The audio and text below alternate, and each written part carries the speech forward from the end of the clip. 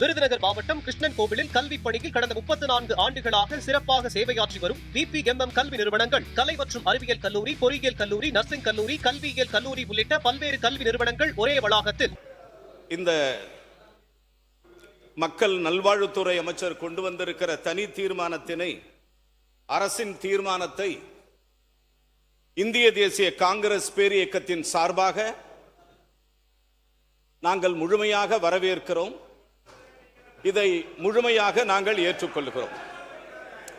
உறுப்பினர்கள், பேரவை தலைவர் அவர்களே, மாண்புமிகு தமிழக முதலமைச்சர் அவர்கள் தனி தீர்மானத்தை கொண்டு வருவதற்கு அவருடைய எல்லையில்லா உரிமை, அவர் நெஞ்சமெல்லாம் நிறைந்திருக்கிற மாணவர்கள் மீது கொண்டிருக்கிற கருணை, மாணவர் சமூகத்திற்கு ஏற்பட்டிருக்கிற அவமானம், மாணவர் சமூகத்திற்கு ஏற்பட்டிருக்கிற இழுக்கு இனி ஒரு நாளும் தமிழகத்தில் நடைபெறக்கூடாது என்று மாண்புமிகு தமிழக முதலமைச்சர் அவர்கள் மக்கள் நல்வாழ்வுத்துறையின் சார்பாக ஒரு தனி தீர்மானத்தை கொண்டு வந்திருக்கிறார். அந்த தனி தீர்மானத்தை நான் உளமாற வரவேற்கிறேன். மாண்புமிகு சபாநாயகர் அவர்களே, ஒரு சிறிய செய்தியை இந்த மாமன்றத்திலே பதிவு செய்ய விரும்புகிறேன். பெருந்தலைவர் காமராஜர் அவர்கள்,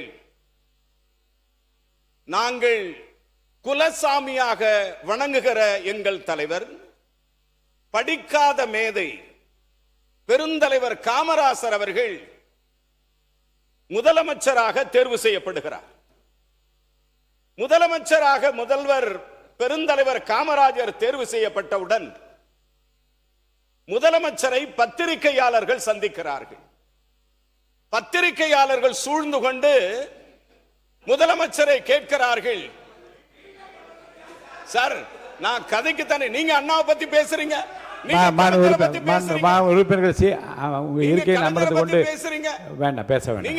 பத்தி பேசுறீங்க, உங்க முதல்வரை பத்தி, முன்னாள் முதல்வரை பத்தி அமைச்சர் சார், நீட்டுக்கு அமைச்சர், நீங்க பெருந்தலைவரை பற்றி இருங்க, உட்காருங்க,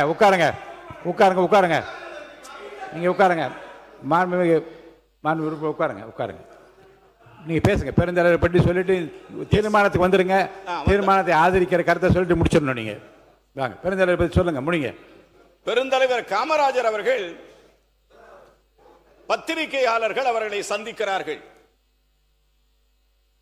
பத்திரிகையாளர்கள் கேட்கிறார்கள், முதலமைச்சராக நீங்கள் பொறுப்பேற்று இருக்கிறீர்கள், நீங்கள் முதல் பத்திரிகைக்கு சொல்ல வேண்டிய தகவல் என்ன என்று கேட்கிறார்.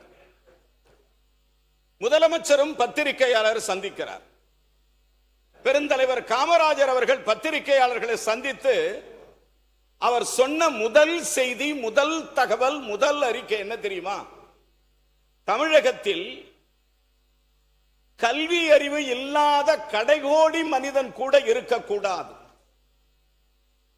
கல்வி அறிவில்லாத, படிப்பு அறிவில்லாத எந்த மனிதனும் தமிழகத்தில் இருக்கவே கூடாது. ஆனால் அந்த கல்வி அறிவு, அந்த படிப்பறிவு கிடைக்கிற கடைகோடி மனிதன் யாராக இருக்க வேண்டும் தெரியுமா? படிக்க தெரியாத காமராசனாகத்தான் அந்த கடைசி மனிதனும் இருக்க வேண்டும் என்று பெருந்தலைவர் காமராஜர் சொன்னார். இதை நான் பதிவு செய்வதற்கு காரணம், மாண்புமிகு பேரவை தலைவர் அவர்களே, கடைகோடி மனிதன் என்றால் யாரது? கிராமப்புறத்திலிருந்து வருகிற மாணவன், கிராமப்புறத்திலிருந்து வருகிற மாணவி. இன்று நீட் தேர்வுக்கு மாணவர்கள் போராடுகிறார்கள். அந்த நீட் தேர்வை எதிர்த்து காங்கிரஸ் பேரியக்கத்தினுடைய தலைவர், என் அன்பிற்கினிய தலைவர் ராகுல் காந்தி போராட்ட களத்திலே நின்று கொண்டிருக்கிறார் என்கிற ஒரு செய்தியை இதை நான் சொல்லுகிறேன். டெல்லியிலே நின்று கொண்டிருக்கிறார். உட்காருங்க. நீங்க திறமை எப்படி உறுப்பினர் இப்படி ஒழுங்கினமா நின்னீங்க நான் நடவடிக்கை எடுப்பேன். உட்காருங்க, இதுக்கு உட்காருங்க, உட்காருங்க, சொல்லலாம், உட்காருங்க. என்ன சண்டைக்கு வரீங்களா அவரோட? உட்காருங்க, உட்காருங்க, உட்காருங்க. நீங்க எதிர்கட்சி கொறடா, நீங்க வந்து சரியா சார் ஒரு ஒரு ஒரு ஒரு தம்பி நீங்க உட்காருங்க. மாண்பு உறுப்பினர் நீங்க கடைசி லெவலில் உட்காருங்க. நீங்க உட்காருங்க, நீங்க உட்காருங்க. யார் உட்காருங்க, அவரை உட்கார சொல்லுங்க. உட்காருங்க, மாண்பு உறுப்பினர் உட்காருங்க. 60 ஆண்டு காலம் மேலே நடவடிக்கை எடுப்பேன். நீங்க உட்காரணும். ஒரு 60 ஆண்டு காலம் கழித்து காங்கிரஸ் பேரியக்கம் ஒரு கூட்டணி மந்திரி சபையில் இடம்பெற்றிருப்பதை நீங்கள் விரும்பவில்லை என்பதை இதை நினைவு காட்டுகிறது. நீங்கள் நீங்கள் நினைவுபடுத்துகிறீர்கள்.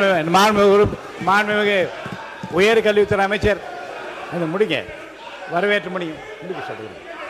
உட்காருங்க சார், உட்காருங்க. விடுங்க சார், பேச விடுங்க சார், பேச விடுங்க சார். சார் உட்காருங்க, உட்காருங்க, உட்காருங்க. உட்காருங்க. நீட் நுழைவுத் தேர்வு, உட்காருங்க, உட்காருங்க. நீட் நுழைவுத் தேர்வு சமூக நீதி, சுயாட்சி மற்றும் மாணவர்களுக்கு எதிர்காலத்துக்கு எதிரானது. வசதி படைத்தவர்கள் தங்கள் குழந்தைகளை பெரிய பயிற்சி நிலையங்களுக்கும், கிராமப்புற மாணவர்களின் பெற்றோர் இதற்கு ஈடுகொடுக்க முடியாமலும் திணறி வருகிறார்கள். தொடர்ந்து நடைபெறும் வினாத்தாள் கசிவுகள் மாணவர்களின் கனவை சிதைக்கிறது. என் அருமை தங்கை அனிதா முதல் ஆனந்தன் வரை 36 மாணவர்கள் இதனை எதிர்கொள்ள முடியாமல் தங்கள் உயிரை மாய்த்துக் கொண்டனர். இந்த கொடூர நிலை தொடர்வதற்கு இனி நாம் அனைவரும் அனுமதிக்கப் போவதில்லை.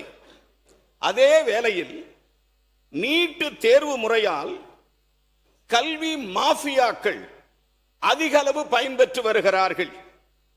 இதன் காரணமாகவே நம்முடைய கிராமப்புற மாணவர்கள் அதிக அளவு பாதிப்புக்குள்ளாகிறார்கள். 12 ஆண்டுகள் பள்ளியில் படித்த மாணவர் இறுதி தேர்வில் அதிக மதிப்பெண்களை பெறும் நீட் தேர்வில் வெற்றி பெற முடியவில்லை. அதே வேளையில் ஒரே ஒரு நுழைவுத் தேர்வு வழியாக மாணவர்களின் தகுதியை தீர்மானிக்க முயல்வது இயற்கை நீதிக்கு எதிரானது. இதன் காரணமாக ஒன்றிய கல்வி அமைச்சர் மாணவர்களின் போராட்டங்களால் பதவியிலிருந்து நீக்கப்பட்டிருக்கிறார். ஒரு ஏழை மாணவரின் மருத்துவ படிப்பை தனியார் பயிற்சி மையங்கள் தீர்மானிக்க முடியாது, அனுமதிக்கவும் முடியாது. மாணவர்களின் வாழ்க்கையை விட எந்த வகையிலும் நீட் தேர்வு உயர்ந்தது அல்ல.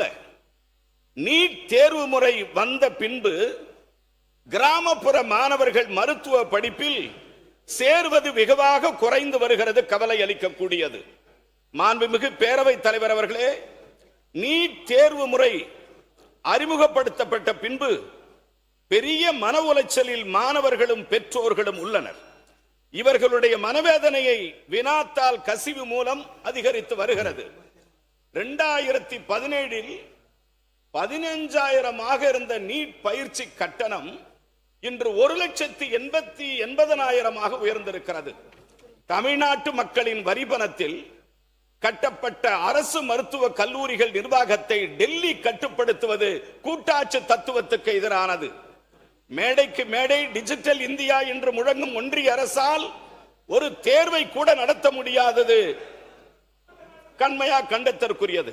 இந்த நீட் தேர்வு முறையை ரத்து செய்ய வேண்டி தலைவர் ராகுல் காந்தி அவர்களும் மாணவர்களுடன் இணைந்து அவர்களின் நலனுக்காக தொடர்ந்து போராடி வருகிறார். நீட் தேர்வு தமிழ்நாட்டிற்கு தேவையில்லை, நீட் தேர்வு தமிழ்நாட்டிற்கு தேவையில்லை. இது கண்டிப்பாக ஒழிக்கப்பட வேண்டும். மாண்புமிகு தமிழக முதலமைச்சர் கொண்டு வந்திருக்கிற தனி தீர்மானத்தை நான் ஆதரிக்கிறேன், வரவேற்கிறேன்.